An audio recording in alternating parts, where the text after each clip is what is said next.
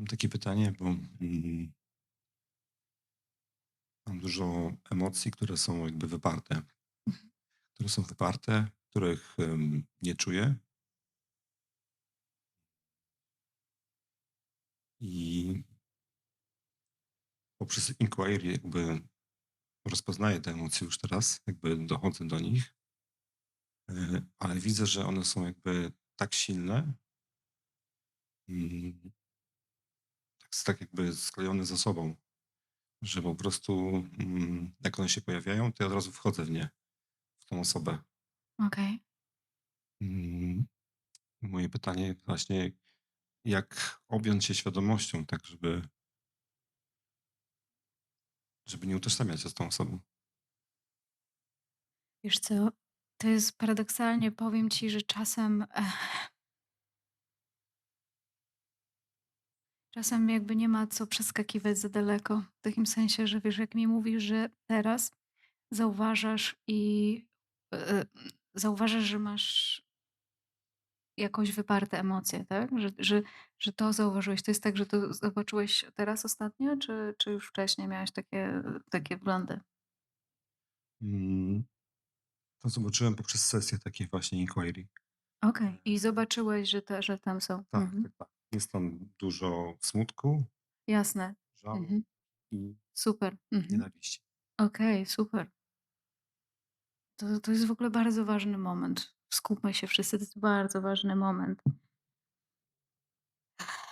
Bo jak coś takiego zaczyna dochodzić do naszej świadomości, jak to, co powiedziałeś, czyli właśnie wykorzystujemy to self-inquiry, że jest jakiś rodzaj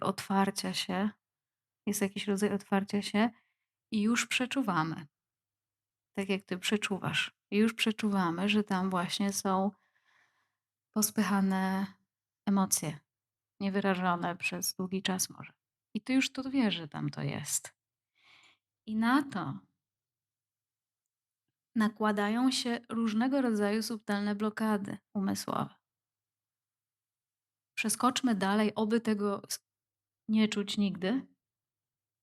To jedna z wy. Druga. Szczerze, jakby to self-inquiry działało, to pewnie tego nie powinno już być. Może w ogóle, może jest jakiś sposób obejścia? Może jakoś można od tego uciec, może jakoś to można obejść i tego nie doświadczyć. Nasz umysł na 100% zastosuje różne techniki ominięcia. My po prostu jakby, no to się zgromadziło całe życie, taki mechanizm. Natomiast naprawdę, naprawdę nie ma innej drogi wyjścia z tego, czy nawet dojścia, jak droga przez. Dla naszego mechanizmu umysłu to jest przerażająca wizja. Przerażająca wizja, bo całe życie stosowaliśmy uniki. Tak zostaliśmy nauczeni, tak zostaliśmy wytrenowani, tak trenowało nas społeczeństwo i świat, żeby unikać czegoś takiego, a tym bardziej, że to jest w jakiś sposób bolesne, trudne, albo w ogóle no, nikt nie dał nam treningu czucia. Myśmy nie przeszli w szkole, w domu. No podejrzewam, że naprawdę duża większość z nas nie dostała treningu takiego, w którym rodzice nam mówili: płacz ile chcesz, krzycz ile chcesz, wrzeszcz ile chcesz, smuć się ile chcesz. Dziecko było smutne, to zaraz weź masz tu cukierka. Krzyczeć to nie wolno. No byliśmy warunkowani w ten sposób, więc myśmy się nauczyli. To jest element naszej socjalizacji, w której powiedziano nam, myśmy to przyjęli, że to nie jest dobre. Tak się nie robi po prostu. Dziewczynka siedzi grzecznie. Chłopak generalnie to po prostu nie płacze i no, nie wyraża smutku. No nie może być smutny. W ogóle to zagubiony też być nie może przecież. No i całe wiesz, rzesze tego typu przekonań mamy w głowie nieuświadomionych. Więc my jakby teraz mamy taką możliwość zrobienia dokładnie odwrotnie. Ty już w tej chwili wiesz, że tam jest coś po. Nie ma co tego nawet w tej chwili wyolbrzymiać, ale jedynym koniecznym i naturalnym, następowaniem jest doświadczenie tego po prostu. Więc być może będzie musiało poboleć, pobyć bardzo niewygodnie, dlatego że to jest nowe po prostu w jakimś stopniu, bo my tego no mamy to poupychane. Nikt nam nie pozwolił tego wyrażać tak jak to można by. I jeszcze na tym jest wiele strażników nakłada się, którzy będą mówić, po drodze wzbraniać się na wszystkie sposoby, żebyś tego nie robił. No i pytanie, czy dasz się tym starym przekonaniom zwieść i po prostu nie doświadczać znowu, tylko żyć w takim właśnie, wiesz, schowanym kokonie? Czy mówisz: „Kurde, już naprawdę mam dosyć, nie chcę tak. Może spróbuję”? I wiecie co? I to jest tak, jak dzisiaj mówiliśmy z tym, że to się wydaje, Boże, to ty mówiłeś tak, że to będzie takie, nie no, już jak ta agresja pójdzie ze mnie, to po prostu w ogóle rozniosę wszystkich, nie? Albo jak zacznę płakać, to nigdy nie skończę. No ale ta droga wyjścia jest drogą przez, czyli ja po prostu najpierw skontaktuję się z tym i czy, no powiedzmy, że jest to smutek i pozwalam sobie go poczuć. I fajnie jest poczuć go w taki sposób, że nie sączyć go historią dookoła smutku, nakręcać go tą historią, tylko naprawdę jak zaczynasz odczuwać smutek, to po prostu choćby waliło się i paliło, mówisz: „Nie, pobędę z tym”. Nie wiem, ile to trwa, jak to się dzieje. Bywa, że to trwa dosłownie 2 sekundy. Że to trwa cały rok, tego typu uwalnianie. Ale za każdym razem jest trochę lżej, a potem w pewnym momencie zobaczysz, będziesz widział, kurczę, to jest nawet fajne. To bycie wkurzonym jest całkiem okej. W ogóle mogę być wkurzony. Mogę być wściekły nawet. Mogę.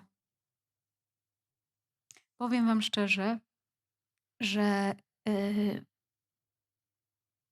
właśnie po takich momentach klarowności, trzeźwości, naprawdę dopiero w wieku 33 lat ja miałam poczucie, że ja po raz pierwszy czuję emocje.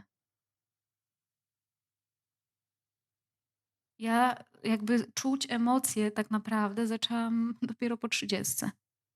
Wcześniej mi się wydawało, że ja je czuję, ale ja je nie czułam w pełni. Wiesz, potrafiłam płakać, potrafiłam się wkurzać, różne rzeczy, tylko to było takie jakby takie poupychane. Więc po prostu przez smakowanie tego, przez czucie to się będzie uwalniać, a nie przez omijanie i uciekanie, naprawdę nie. Zresztą w ogóle nie da się uciec, tylko przedłuża się, to jest męka. I też, zaczęłaś od tego, że wiesz, że te pierwsze 2 dni na odosobnieniach, na odosobnieniu było trudno. No, często tak jest, że bywa na niektórych odosobnieniach cholernie trudno przez jakiś czas. W ogóle pojawia się niesamowita złość, jakiej możecie wcześniej nigdy w ogóle nie znać. Niesamowite wkujerzenie, niesamowite projekcje mogą się pokazać i uzasadnienia w głowie, dlaczego mi to w ogóle nie jest potrzebne, dlaczego ci ludzie są w ogóle głupi, bez sensu. Jezu, co to za banda w ogóle tutaj jest? Satanicja, jest jakiś świr.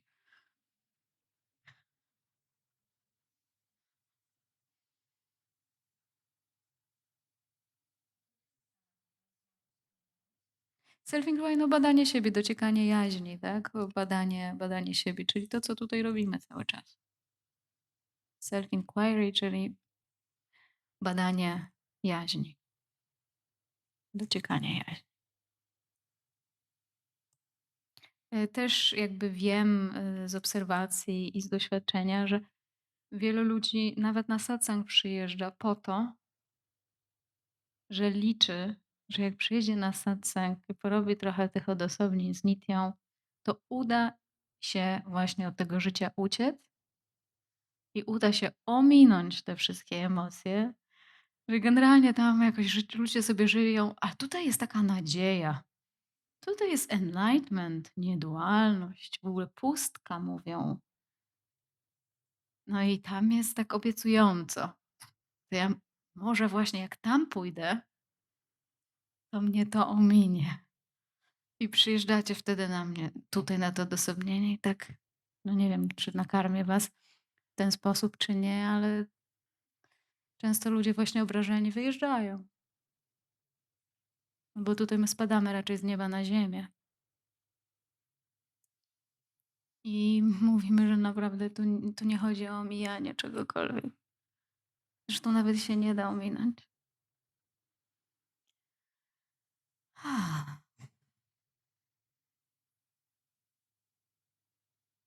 I tak szczerze, no każdy z nas jest w tym procesie. Każdy, nawet jak komuś się już wydaje, że w ogóle to też jest ciekawe, że wydaje się, że już jest wszystko jasne i w ogóle wszystko to jest takie proste, w ogóle tutaj luz, fajnie, fajnie, odosobnienie poszło świetnie. Wracamy do domu, też jest świetnie, przyjeżdżamy na następne. No i mamy nadzieję, że też będzie tak ekstra. Przyjeżdżamy na następne, a tutaj 5 dni masakry.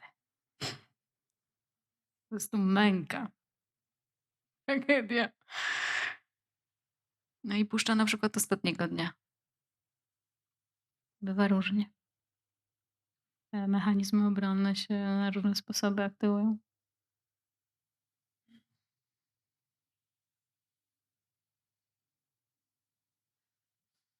A kto z was ma też tak, że no naprawdę boi się dopuścić do doznawania emocji, podnieścia rękę do góry? Zobacz.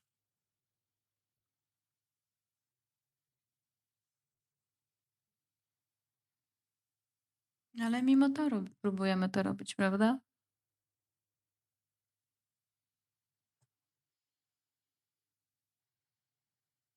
Okej.